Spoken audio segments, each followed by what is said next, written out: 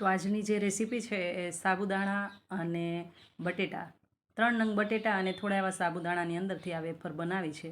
અને એ પણ સાબુદાણાને આપણે પલાળ્યા વગર એકદમ ઇન્સ્ટન્ટ બનાવી છે. તો 1 કપ અહીંયા સાબુદાણા લેવાના છે અને વજનમાં જોઈએ ને તો 200 ગ્રામ છે. અને આને હવે આપણે દળી લેવાનું છે, મતલબ ફાઇન પાવડર બનાવી લેવાનો છે. તો ફ્રેન્ડ્સ, હું છું ઈના પટેલ, તમે છો મારી ચેનલમાં તમારું સ્વાગત છે. હવે આ પાવડર છે ને એક વાટકાની અંદર આપણે કાઢી લઈશું. જો આમ જોઈએ ને તો આ પોણો વાટકો આ પાવડર થયો છે. અને 3 નંગ આ રીતે મીડિયમ સાઇઝના બટેટા લઈશું અને હવે એને છાલ ઉતારી લઈશું. તો વજનમાં જોઈએ ને તો 200 ગ્રામ આપણે સાબુદાણા લીધા છે અને એની સામે 3 નંગ મીડિયમ સાઇઝ બટેટા છે. હવે આને આપણે એકદમ સરસ પહેલાં તો છાલ ઉતારી લઈશું અને પછી આનું આપણે છીણ કરવાનું છે. તો એ જે નાની ખમણીની જે જારી આવે એમાં આપણે એકદમ બારીક આનું છીણ બનાવવાનું છે. તો પહેલાં તો આ બટેટાને આપણે છોલી લઈશું અને પછી આ રીતે ખમણી લઈશું. તો આ જે જારી છે ને ખમણીની એકદમ જે નાની સાઈઝ આવે છે એની અંદર ખમણ બનાવવાનું છે. તો પહેલાં તો આ ત્રણેય બટેટાને આપણે ખમણી લઈશું.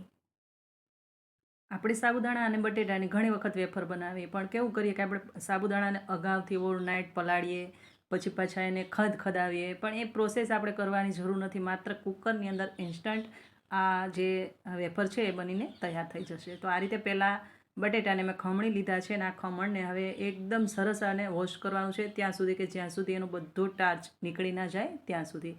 તો આ ખમણ એક બાઉલની અંદર કાઢી લઈશ અને ત્યાર પછી એની અંદર 2 ગ્લાસ આપણે પાણી મૂકીને બરાબર આને ધોઈ લઈશું.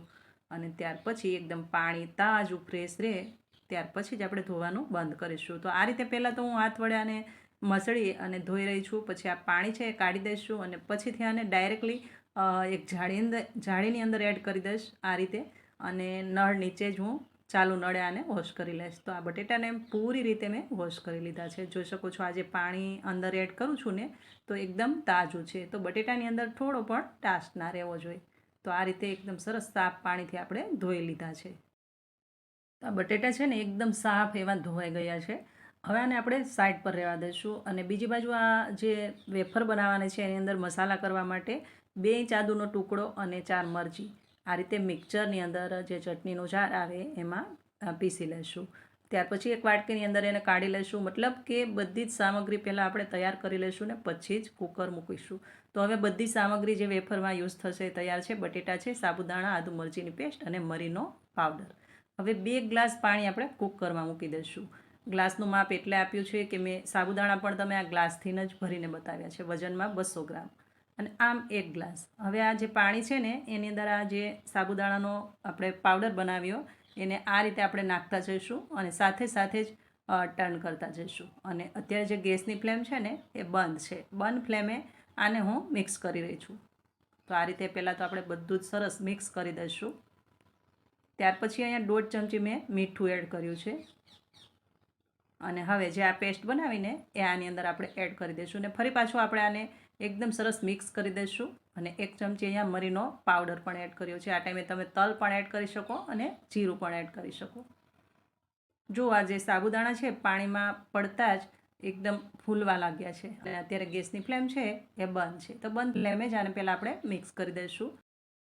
સાબુદાણા, પાણી અને મસાલો બરાબર મિક્સ થઈ જાય ને ત્યાર પછી આ બટેટાનું ખમણ આની અંદર આપણે એડ કરી દઈશું. તો હવે આ બધું જ ખમણ આપણે આની અંદર એડ કરવાનું છે અને ત્યાર પછી આને એકદમ સરસ આપણે મિક્સ કરવાનું છે. હજુ પણ મેં ગેસ બંધ રાખ્યો છે. બંધ ગેસ પર જ હું આને મિક્સ કરું છું. તો આ રીતે પહેલાં તો એકદમ ઇવનલી એટલે કે એકદમ સરસ એક સરખું આપણે મિક્સ કરી લઈશું. આને છે ને આ ટાઈમે મિક્સ કરવું ખૂબ જ જરૂરી છે. જો તમે પહેલાં ગેસ ચાલુ કરી દેશો અને મિક્સ નહીં કરો તો ગઠ્ઠા પડી જશે. એટલા માટે પહેલાં બધું મિક્સ કરી લેવાનું છે અને ત્યાર પછી 2 ગ્લાસ અહીંયા પાણી એડ કર્યું છે. આપણે 2 ગ્લાસ પહેલાં એડ કર્યું હતું અને 2 ગ્લાસ પછી અને 1 ગ્લાસ આપણા સાબુદાણા છે. તો આ રીતે 2 ગ્લાસ પાણી એડ કરી દઈશું અને પાછું બરાબર ચમચો ફેરવી લઈશું ને ત્યાર પછી જ આપણે ફ્લેમ ચાલુ કરીશું. તો આ રીતે પહેલાં તો બધું બરાબર મિક્સ થઈ જવું જોઈએ. કંઈ પણ ગઠ્ઠા હોય તો એકદમ એક સરખું મેચ કરી અને પછી જ ગેસની ફ્લેમ ચાલુ કરવાની છે. જોઈ શકો છો એકદમ આ જે કઢી હોય કઢી જેવું એકદમ સરસ ઇવનલી મિક્સ થઈ ગયું છે. અને હવે કુકરનું ઢાંકણ હું બંધ કરું છું ને પછીથી ગેસની ફ્લેમ ચાલુ કરું છું. એકદમ ધીમી ફ્લેમ પર આને આપણે 1 વિસલ થવા દેવાની છે.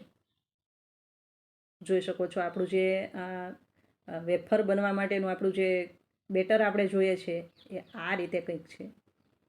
અત્યારે તમને ઢીલું દેખાય છે, પણ જેમ જેમ ઠંડુ થશે ને એમાં ઘાટું થઈ જશે. તો આને છે ને પહેલાં એક બીજા વાસણની અંદર આપણે ટ્રાન્સફર કરી લઈશું. અને અત્યારે તમને થતું હશે કે એકદમ ઢીલું છે, કઈ રીતે આપણે વેફર પાડીશું, પણ આ એકદમ ચિંગમ જેવું ચીકણું થઈ ગયું છે અને થોડી જ વારમાં છે ને એકદમ ઘટ્ટ થઈ જશે. એટલા માટે જ આટલું ઢીલું ઉતારવાનું છે. હવે આને છે ને એકદમ આપણે ઠંડુ થવા દેવાનું છે અને ત્યાર પછી આને આપણે વેફર પાડીશું. છે ને એકદમ ઘાટું થઈ ગયું છે, માત્ર 15 મિનિટની અંદર એકદમ ઘાટું થઈ ગયું છે. અને હવે એક પોલિથીન લઈશું.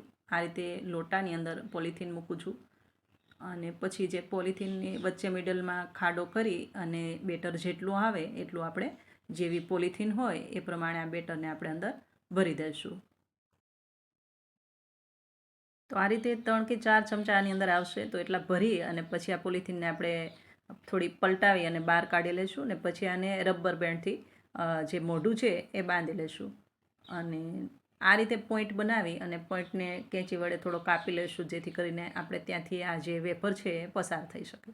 તો આ જે પોઈન્ટ છે ને એને થોડો એવો આપણે કટ કરી લઈશું, એટલે એકદમ સરસ વેફર છે એ અહીંયાથી પસાર થઈ શકશે અને ફટાફટ પડી જશે. એકદમ બેટર પણ જેવું આપણે જોઈએ એવું છે, એટલે ફટાફટ પડી જશે. પાડતા થોડી પણ વાર નહીં લાગે. એવી જ રીતે આ બીજું પણ ભરી લઈશ અને આપણે પાડી લઈશું. હવે આ હું એકદમ સીધી લાઈનમાં બનાવું છું. એવી રીતે તમે રાઉન્ડમાં જલેબી જેવું પણ બનાવી શકો અને ચમચી વડે પણ નાની નાની પૂરી સાઈઝનું તમે પાથરી શકો. મતલબ ચોઈસ તમારી, તમને ગમે એ રીતે આને તમે શેપ આપી શકો. તો આ રીતે આપણે પહેલાં તો બધી જ પાડી લઈશું. તો આ આસાન થઈ જાય છે બનાવવું, કારણ કે સાબુદાણાને પહેલેથી પલાળવાની ઝંઝટ નથી રહેતી. માત્ર પાવડર કરીને બધું મિક્સ કરી મસાલા કરી અને કુકરમાં એક વિસલ મીડિયમ ફ્લેમ પર આપણે થવા દીધી છે. અને આ રીતે થોડું મેં જલેબીની જેમ પણ પાથર્યું છે અને આ માત્ર મેં ફેનની નીચે, એટલે કે અંદર હોલમાં રાખેલું છે. બીજે દિવસે આને સનલાઇટ આપી હતી. તો એકદમ સરસ એવી વેફર બને છે અને ફટાફટ બનીને તૈયાર થાય છે. તો 200 ગ્રામ સાબુદાણા અને માત્ર 3 નંગ બટેટામાંથી આટલી વેફર બનીને તૈયાર છે. અને આને જ્યારે તમે પાડો ને ત્યારે આ રીતે થોડી જાડી પાડજો, કારણ કે આ સૂકા છે ને એટલે એકદમ પતલી થઈ જશે. એકદમ પતલી થઈ જશે, એટલા માટે મેં જાડી પાડેલી છે.